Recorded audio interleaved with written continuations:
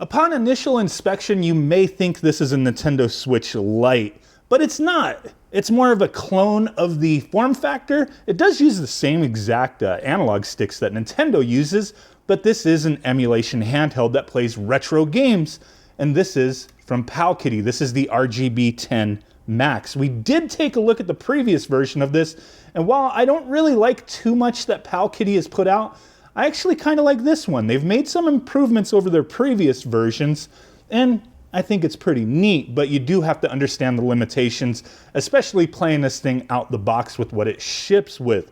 So PloyLab did send this to me for purpose of review. They've sent me quite a few items. Some I really dislike, some kind of in the middle, some I like. So, you know, thanks to them for continuing to send me products even when I don't like everything they send me, you know what I'm saying?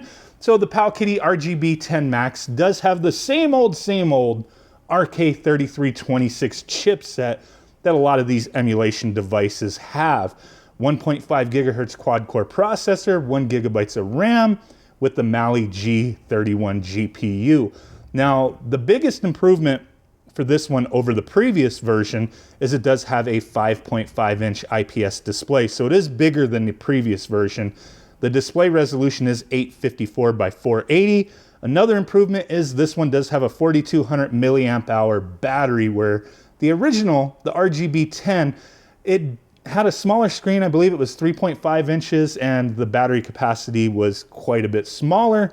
And the other one, it didn't have dual analogs. It had like some weird buttons right here instead of an analog stick. Now, my one main criticism with this thing is the brightness of the screen isn't that great. The screen still looks beautiful, but it's just kind of dim compared to a lot of other devices out there. Viewing angles are not too bad. I don't know how well that'll come off, you know, on video. Dipping it down, like, yeah, you're not gonna see it unless you're looking over it, but the viewing angles aren't too bad here. So there is that. Now, I feel the buttons, everything on the face feels okay. The analog stick's identical to the Switch.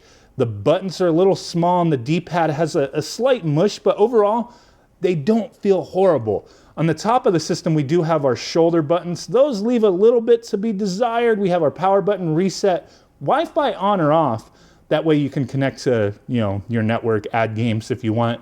USB-C for power, USB-C for OTG, headphone jack. We do have a 64 gigabyte micro SD card in here, and then a minus and plus for volume and a few other hotkeys like brightness and whatnot. If you hold start, I believe, you can start messing with stuff. There's a few different hotkeys if you want to use it that way. So what do we have on this thing? So what they shipped me here, it shows we have 10,658 games built into this thing. Soulja Boy'd up like usual. We have our Final Burn Alpha, arcade stuff, CPS 1, 2, and 3. MSX is kind of cool to see MSX on here. PC Engine, our NES stuff. Game Boy, some hacks as well. Super Nintendo, Super Famicom. Nintendo 64 is going to be one of those where it's hit and miss. That's where I'm talking about with the expectations of what these devices do out of the box. Now, there's always custom firmware and stuff like that, but I like to showcase what this thing is capable of, you know, right when you get it out of the box. A lot of people don't want to mess around with these things. We may do a follow-up in the future, but I like to take a look at what this thing's capable with as they ship it, right? So Game Boy Advance, all our Sega stuff as well. You'll get the Dreamcast. I'm not sure what they actually have on here, but sometimes some of these games play okay and then some don't. We'll test a few out in a moment. Neo Geo, Pocket Color.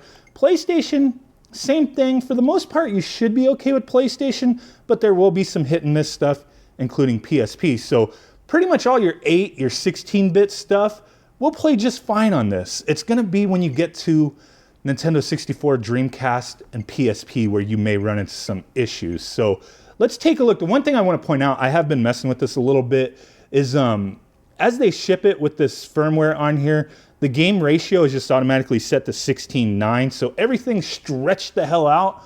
I mean, some people don't mind that. I like playing with the original aspect ratio, so I went to game ratio and just put to core provided instead of 16:9. If you put it to 4:3, then everything will be 4:3, even games that are not supposed to be 4:3. So I usually just put the core provided when I'm given that option. You have a lot of different things here. You could smooth games, have bezels and all that stuff. So very nice. We're not going a deep dive on everything you could do here, but let's go ahead and take a look. at a Nintendo 64 game real quick. So Super Mario 64, let's let that load up.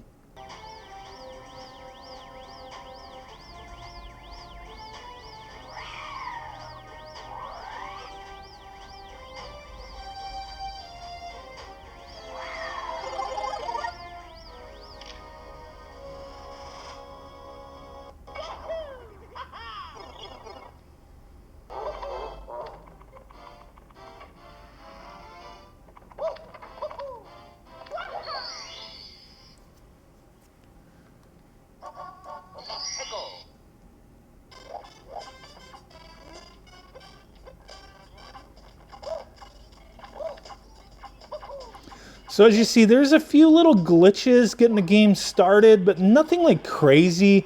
But then once you load up a level and there's a few things going on, the game starts to stutter a bit. So any Nintendo 64 game that you play, you're gonna wind up having, you know, some little issues to a greater extent on some games. Some may still be playable, but overall, I would not buy a system like this with this chipset for Nintendo 64 expecting the complete library, because it's just not gonna happen. Now to exit any of these games, we typically gotta hit select and start twice. We could check some more stuff out. I wanna check out the more demanding stuff, so let's check out Dreamcast.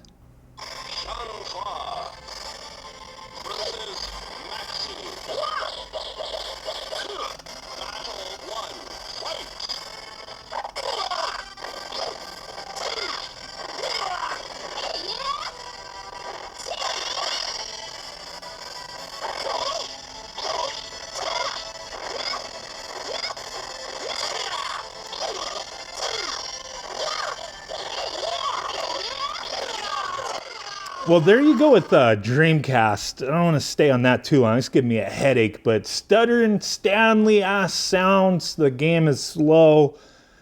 Typical on a device like this.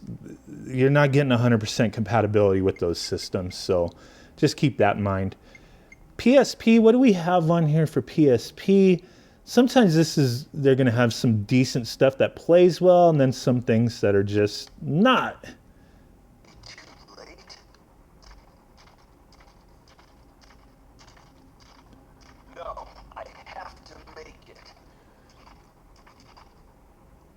I've seen some devices play this game without like too much of an issue, but yeah, this one, it's the game is just very low frames and kind of chopping and skipping around. And that's just a cutscene.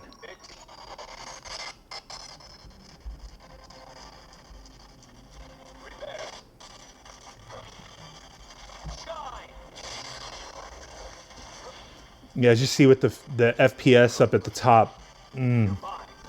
Very sluggish, not playable at all, in my opinion. It's ambitious putting those consoles on here when they just, you know, it's extremely hit and miss with all of them. You know, playing anything else, you're going to have a decent time with. Let's see, let's find some PC Engine action. But yeah, any of these old school 16-bit, 8-bit consoles are going to play just fine. Looking at TurboGrafx or PC Engine, I'm not seeing any kind of weird screen tearing or any issues like that. Looking pretty crisp. The sound is pretty good. Speakers all right. Got those speakers down yonder. So yeah, I mean, if you're looking for something to play like Game Boy, old school NES, TurboGrafx, Sega, Genesis, Master System, this could be a decent thing. I like the form factor. It feels pretty good. It looks pretty good. It's, you know, the back is flat. If I had some butt cheek action, might be a little better, but you know, little Game Boy action.